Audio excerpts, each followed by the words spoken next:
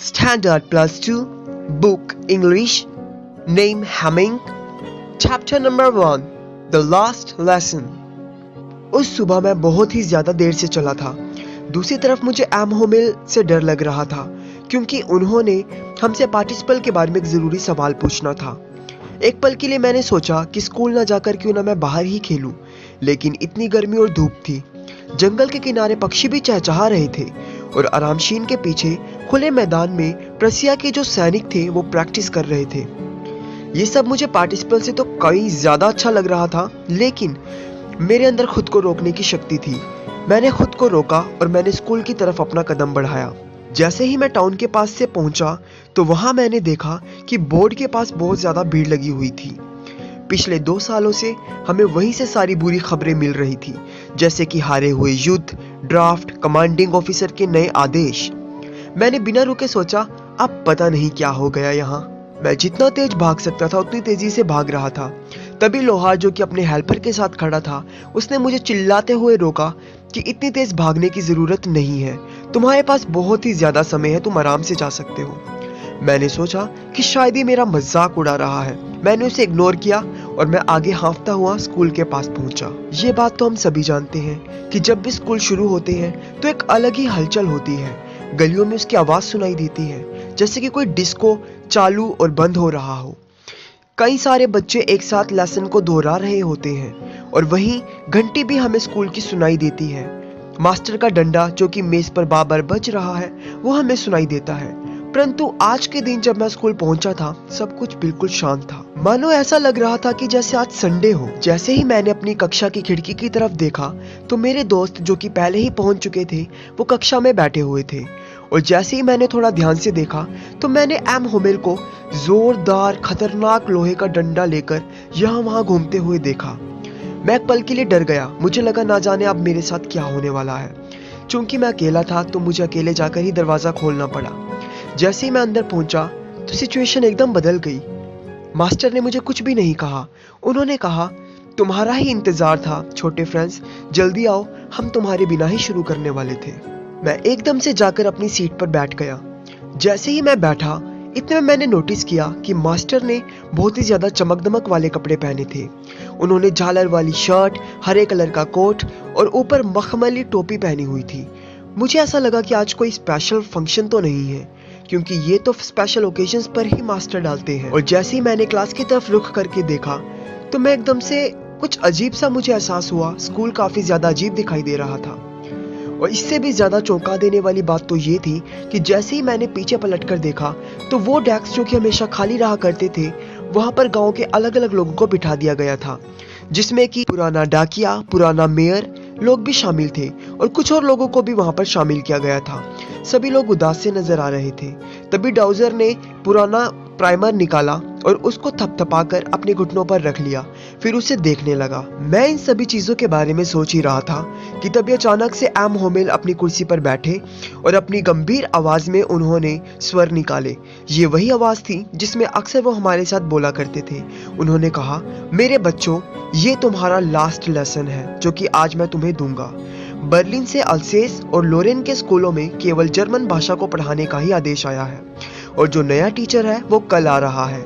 यह तुम्हारा अंतिम फ्रेंच लेसन है और मैं चाहता हूँ कि इस बात से तुम लोग सावधान हो जाओ। आप लोग बिल्कुल यकीन नहीं करोगे कि ये शब्द मेरे कानों में बिजली की तरह तड़का देने वाले थे। अब मैं समझ सकता था कि वहाँ टाउन हॉल के सामने क्या लिखा गया था। मैं मन ही मन सोचने लगा, क्या मेरा फ्रेंच का लास्ट लेसन? लेकिन अभी तो मैं ठीक से लिखना ही नहीं जानता।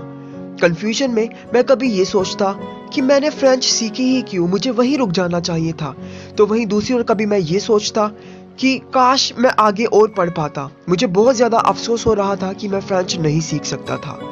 मुझे इन बातों का भी अफसोस था कि पक्षियों के अंडे क्यों ढूंढता था, मैं सार पे फिसलने की कोशिशें क्यों करता था, और मेरी वो किताबें जिन्हें कि मैं हमेशा से भार और समस्या ही समझता था। ओह नो, वो ग्रामर और संतों का इतिहास जो कि अब मेरा दोस्त बन चुका था। मैं इसे किसी भी कीमत पर नहीं भूल सकता था और ना ही सैक्रिफाइस कर सकता था।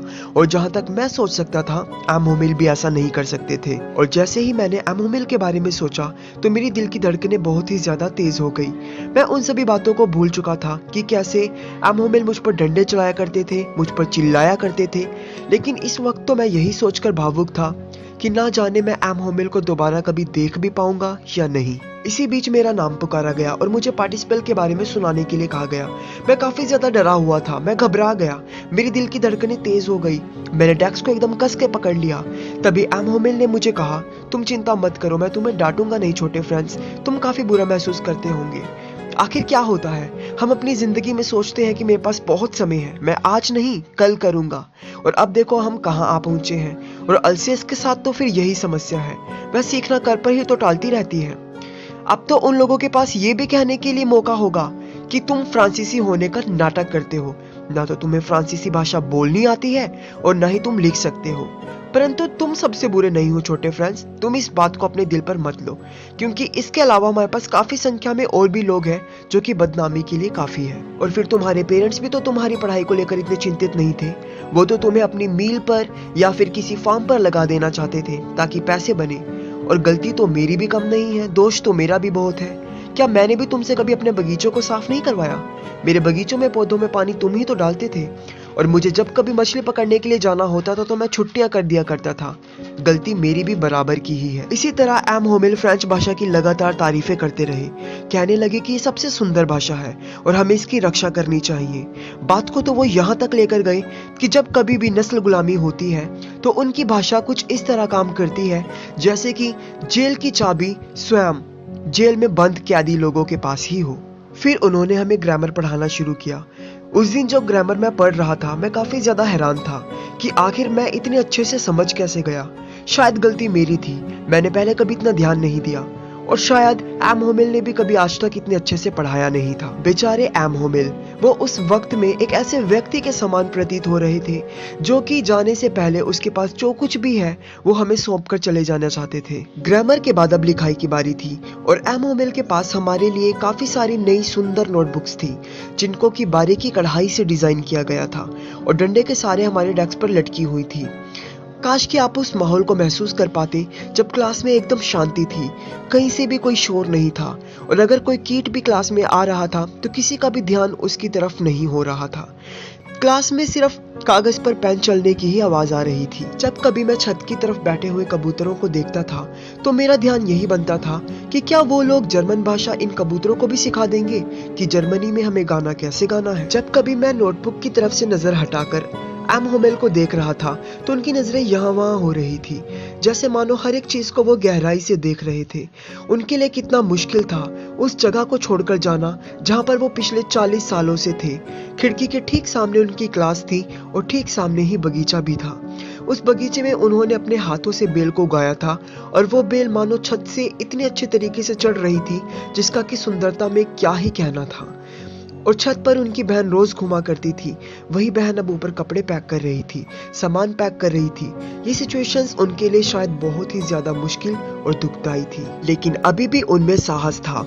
वो अब भी लेसन को अंत तक सुनना चाहते थे। लिखाई के बाद हमारा इतिहास का सेशन स्टार्ट हो गया था जिसमें बच्चों ने बा बी बे बू गाए। इसके साथ ही पीछे बैठे बुजुर्ग ने चश्मा पहन लिया और हाथों में कायदे को पढ़कर अक्षर के साथ अक्षर मिलाने लगा। आप देख सकते हैं कि वह भी रो रहा था, उसकी आवाज में भावुकता से कांप रही थी और उसको सुनना इतना मजाकिया भी था कि हम सभी हंसना भी चाहते थे और रोना भी। मुझे यह कितनी अच्छी तरह से याद है वह अंतिम सबक। अचानक चर्च की घंटी ने 12 बजाए, फिर प्रार्थना। उसी समय अपने अभ्यास से लौटती हुई फ्रेंच सेना के बिगुल हमारी खिड़की के नीचे बजे। एमोमिल खड़ा हो गया, एकदम फीका पड़ा हुआ अपनी कुर्सी पर। मैंने पहले कभी उसको इतना लंबा नहीं देखा था। एमोमिल मैं करने लगे, शायद किसी चीज ने उनका गला रोक लिया। वह तेजी से ब्लैकबोर्ड की तरफ बढ़े और हाथों में चौक उठाकर जितनी ताकत के साथ वो बड़े बड़े अक्षरों में लिख सकते थे उतनी ताकत का प्रयोग करते हुए उन्होंने बड़े बड़े अक्षरों में लिखा, विवा ला फ्रांस। इसके बाद वो रुक गए और अपना सिर दीवार के साथ टिका लिया और हमें हाथों से इशारा किया, स्कूल खत्म हो गया है और आप लोग जा सकते हैं।